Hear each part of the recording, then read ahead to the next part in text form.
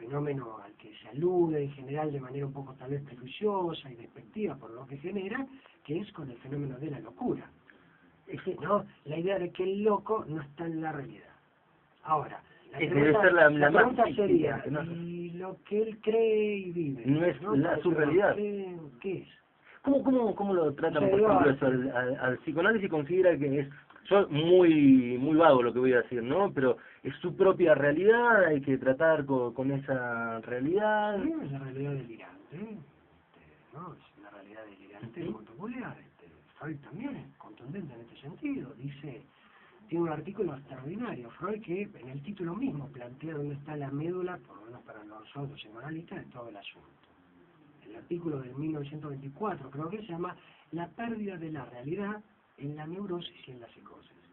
Lo que ese título tiene de extraordinario es plantear por el título mismo que la realidad está perdida, tanto para los que los llamamos neuróticos como para los psicóticos. Freud lo que plantea en ese artículo es, en lugar de eso, ¿qué es lo que viene? Entonces dice a las claras que, así como los comunes y los normales, el concepto, dice Freud, de realidad está perdida y se vive de una manera particular.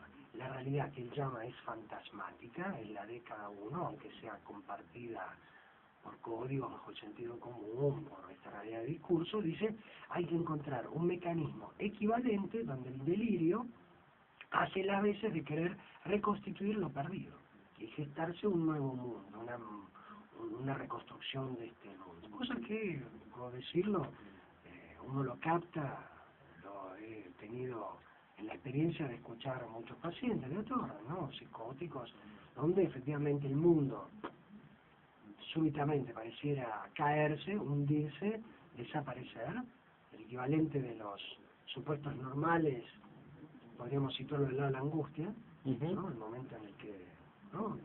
La angustia, algunas veces hablamos aquí, la angustia es esa experiencia inefable de la conmoción, aunque sea efímera, del mundo personal, ¿no? Y donde la realidad se vuelve un poco así extraña, podríamos decir. Uno está en la realidad, con su mundo en particular, de valoraciones, ideales, representaciones, cierta estabilidad, amores, pasiones, derrotas, etcétera, prejuicios. Súbito emerge la angustia. Todo eso queda conmocionado y cae, aunque sea un instante, aunque después se reconstruye de nuevo. Pero cae es la palabra exacta. Lo válido de eso es cómo cae todo eso y se experimenta una realidad muy peculiar, que Lacan justamente, para diferenciar la realidad, llama real. Es decir, es el toque justo de lo real, insoportable, ¿no? El psicoanálisis tiene mucha muestra de eso. Experiencias fenoménicas, la pesadilla. ¿A qué se refiere con esto? Y la pesadilla, que uno, con la experiencia, la pesadilla por definición... ¿Es tratada la pesadilla como tal en el psicoanálisis? No, digo despierta, sí. Pensada, sí. Digo, en el sentido de si alguien la trae, eso.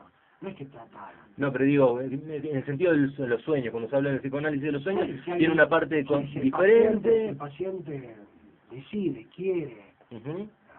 relatar una pesadilla porque le parece que está involucrado a eso se refería, sí, está ahí presente, se toma, simple, o sea, no es como una especie de estándar, hábleme de su pesadilla, no, se deja que libremente diga o no diga, exactamente, ¿no? Pero quiero decir, como fenómeno humano, no podemos decir que antes del psicoanálisis no había gente que no tenía pesadilla. La pesadilla tiene que particularidad, que despierta, ¿no?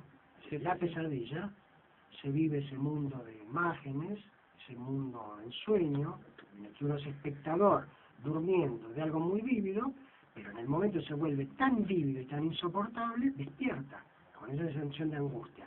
Y uno que hace en ese momento, mira hacia todos los costados para ver si la realidad está allí. Entonces, se tiene una pesadilla y se despierta para seguir durmiendo. Qué bueno está. Porque la realidad duerme. Entonces, en general, y esto se ve, porque uno podría decir, qué sé yo, ¿no? Hay que despertarse, ¿no? Entonces uno escucha cosas y cosas, por eso nosotros somos un poco anacrónicos. La gente va y repite términos, como decía, ¿verdad? Repite cosas y cosas y cosas, y la idea es si es tolerable para despertar. Nosotros apuntamos a eso, porque creemos que la condición más ética y más digna a nivel subjetivo, siempre y cuando quien sea involucrado, lo desea así, esté concernido, esté decidido, sea soportar ese punto y guiarse por eso en la vida, es decir, por esos toques de real de la vida. Lo que sería como el punto más real de lo vivido, porque todo, si no, todo lo otro es ficción. Y ahí empezamos el problema de que, como los lógicos, ¿no? La verdad más verdadera es decir yo miento. Esa es la única verdad que puede decirse. ¿Y en nombre de qué miento? En nombre de una verdad que oculto. Pero entonces, cuando uno escucha los discursos, la verdad, depende de quién la diga, ¿no? La frase de Stalin es extraordinaria. Stalin le dijo a Lenin, creo que fue uno al otro, no me acuerdo en este momento, siempre lo recuerdo, dice, estamos haciendo la historia, por todo lo que hacían como revoluciones, ¿no? Amén de que uno podría aprender de cómo son las revoluciones.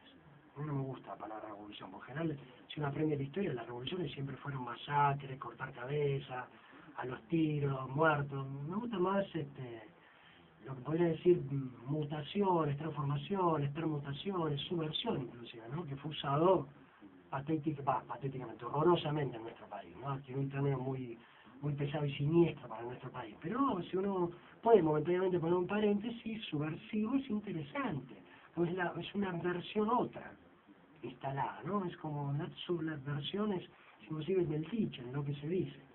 Y